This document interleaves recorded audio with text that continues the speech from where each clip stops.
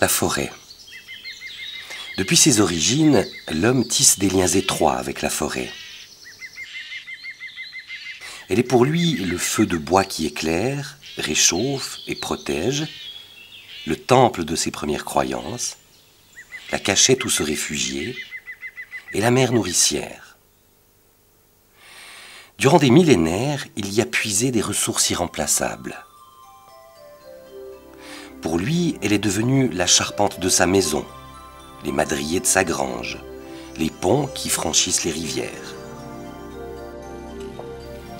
Aujourd'hui, elle symbolise le retour aux sources, la détente et le bien-être. Elle est le refuge pour une multitude d'espèces qui trouvent sous son manteau l'habitat qu'il leur faut.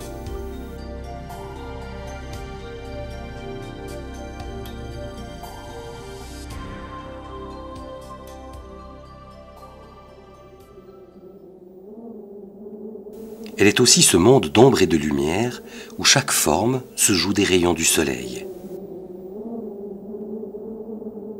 Ce monde de mythes et de légendes où notre esprit retrouve son cœur d'enfant. Il y a dans mon village une légende qui raconte que Saint Martin, passant par là, voulut franchir la vallée du Rhône pour se rendre sur l'autre rive. Mais le fleuve était en crue et la plaine impraticable.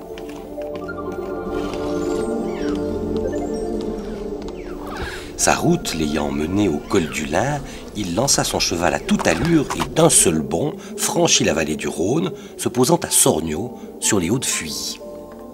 La monture avait mis une telle énergie à sauter que ses 4 sabots ont laissé leur empreinte dans la pierre.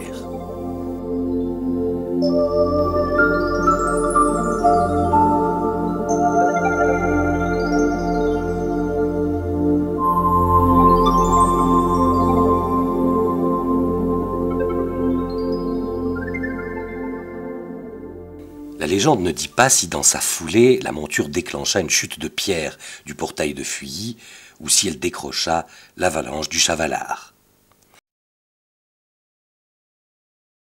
Mais pour l'homme d'aujourd'hui, la forêt de montagne est devenue ce bouclier protecteur sans lequel la vie n'est plus possible dans les Alpes.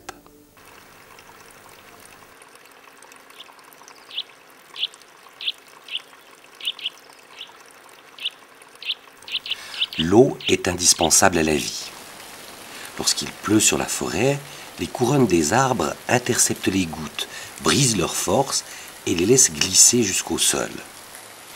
Le sol forestier les absorbe comme une éponge et renvoie calmement l'eau dans les ruisseaux, les torrents, les rivières et les fleuves.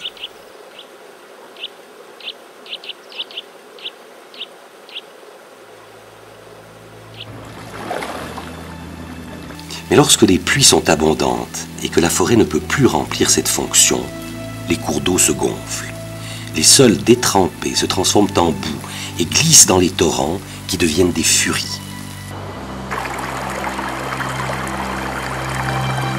La terre, les roches et les troncs d'arbres sont arrachés à la montagne et gonflent les cours d'eau, conduisant à la catastrophe.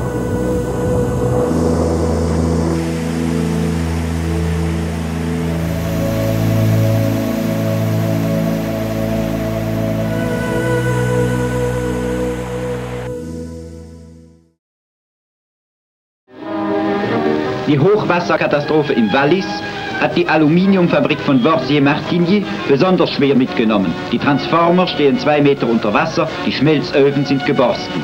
Aber wer ermisst den Schaden an Gemüse- und Obstkulturen, an Wohnhäusern und all den 1000 großen und kleinen Dingen, die zum Leben der fleißigen Talbewohner gehören?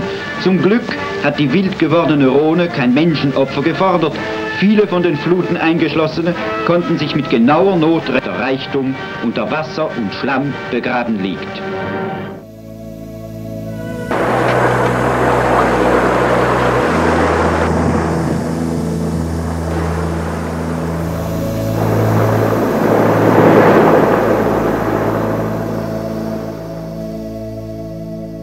Après une lave torrentielle comme celle qu'a connue Fuilly en 2000, on peut constater l'effet protecteur de la châtaigneraie qui a contribué à dévier la coulée de boue, protégeant ainsi les villages de La Fontaine et de Vers-l'Église.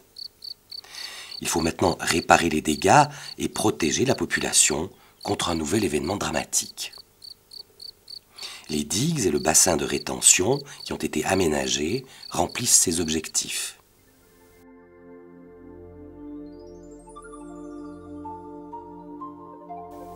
Lorsque la forêt aura repris ses droits, les ouvrages s'intégreront au paysage.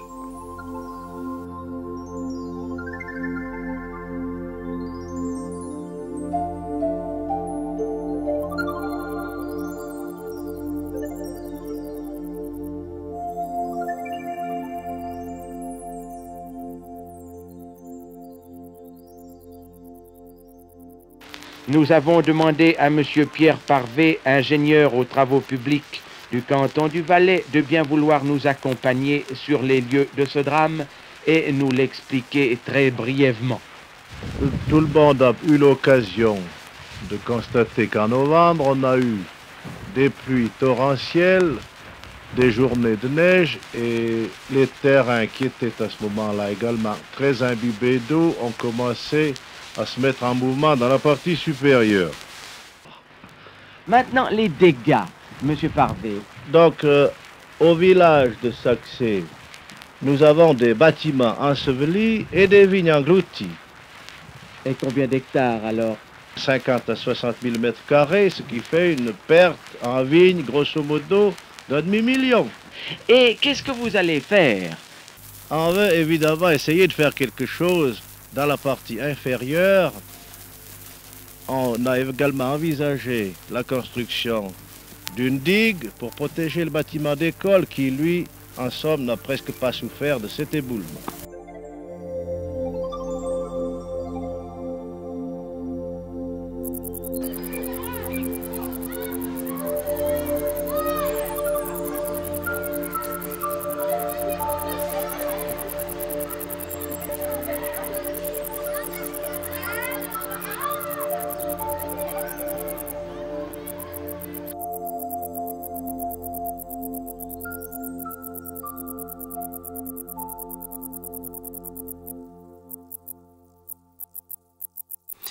Mais à Mazimbro, c'est l'avalanche que l'on craint le plus. Déboulant du couloir de l'Aiguille, elle peut être dévastatrice.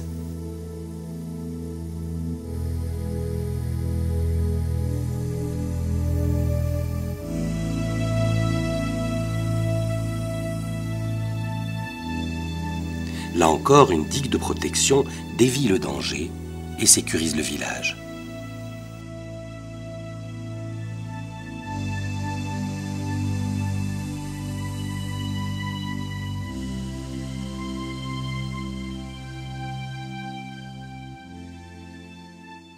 À proximité, le torrent de Randonne. La montagne paraît éloignée, sans risque.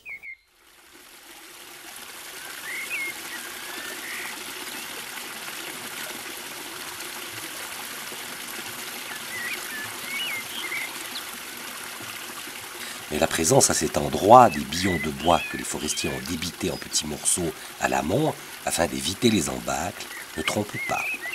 La nature peut, ici aussi, se montrer capricieuse.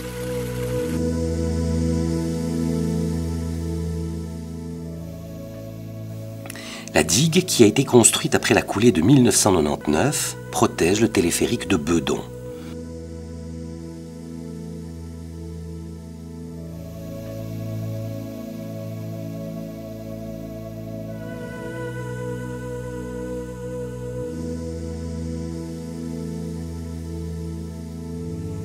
Un bassin de rétention retient les éventuelles coulées de boue. Le platelage de bois qui forme le pont permet de dégager le passage et d'éviter les embâcles que formeraient les bois et les branches en s'entassant à l'entrée de l'exutoire, ce qui pourrait occasionner de fâcheux débordements. En amont, la dimension du couloir du Grand Chavalard nous donne l'importance du risque d'avalanche. Depuis la cime de la montagne, les masses de neige s'engouffrent dans le couloir pour atteindre la plaine, leur souffle brisant tout sur leur passage. Conseillé par l'Institut fédéral pour l'étude de la neige et des avalanches, l'ENA, le service forestier cantonal valaisan observe de près ce genre de phénomène.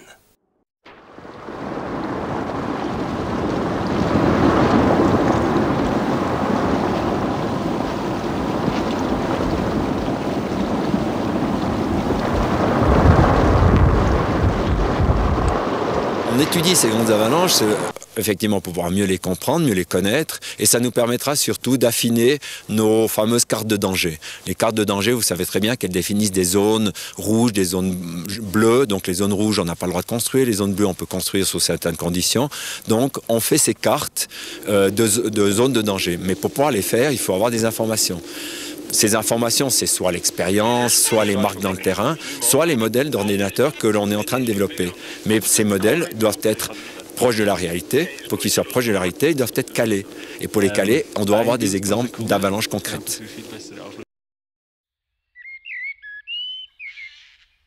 Dans les Alpes, la forêt pousse jusqu'à 2200 mètres environ. À cette altitude, chaque arbre cloue la neige au sol et limite le risque d'avalanche. Mais lorsque les conditions de vie deviennent trop rudes pour la forêt, les arbres laissent la place à la pelouse alpine. Le sol manque alors de rugosité et la neige se met en mouvement. Si en aval, l'avalanche ne peut pas être contenue par une digue et représente un risque pour la population, il faut sécuriser la zone de décrochement et construire des paravalanches.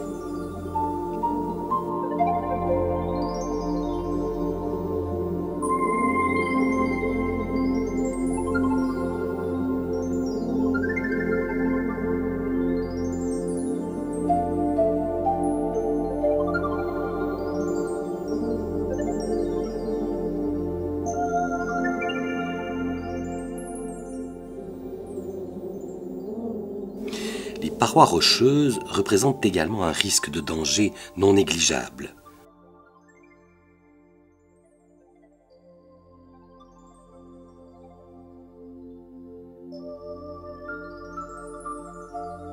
L'eau, sous l'effet du gel et du dégel, fait éclater la roche, créant des chutes de pierre.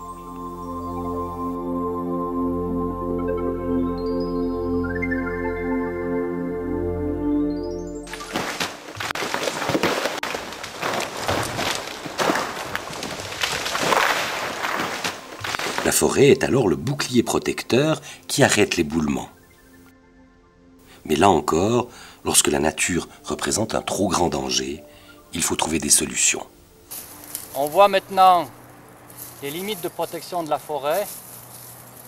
On a dû les compléter par la pose de filets par pierre, parce qu'il y a vraiment des blocs de certaines dimensions qui ont toutes les chances d'arriver en bas en plaine. Le principe de ces filets, ils sont simplement, si vous voulez, c'est une rangée totale qui a juste un appui sur ces montants entre deux. Mais si un bloc tape dans le filet, il y a partout des freins qui font que le filet peut se déformer puis prendre le choc. Si le filet était rigide, les blocs passeraient simplement à travers. Inondations, laves torrentielles, chutes de pierres, avalanches. Quel que soit le danger naturel, la forêt a une fonction de protection importante.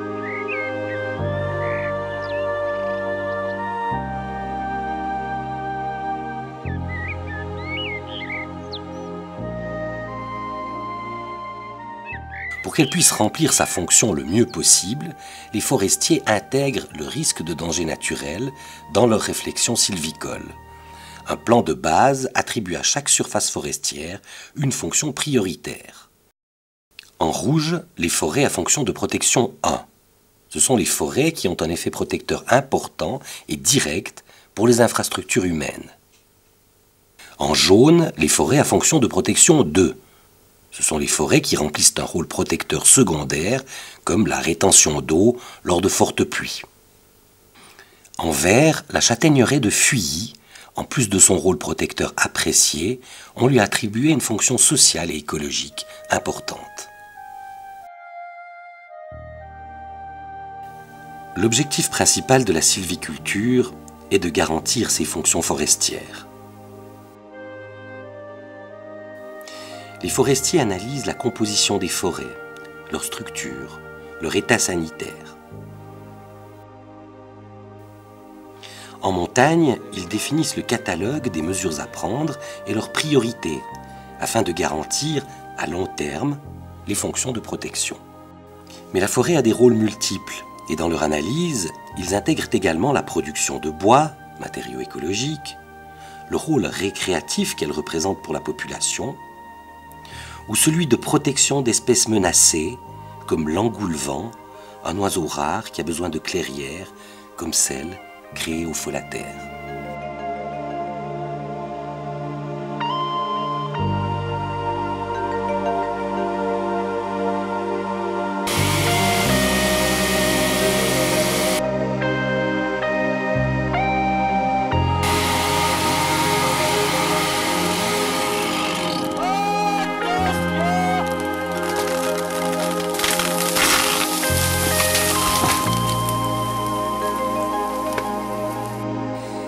Les interventions principales effectuées par les forestiers sont les coupes de bois et les soins aux jeunes forêts.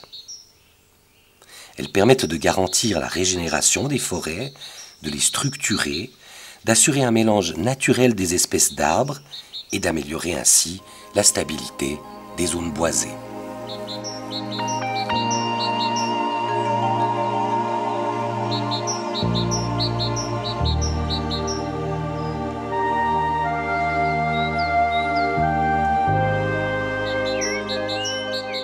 Ces travaux ont un coût pour la société, mais une forêt en pleine vitalité, qui remplit au mieux sa fonction de protection, permet de diminuer le recours à des ouvrages complémentaires et garantit la sécurité des populations locales.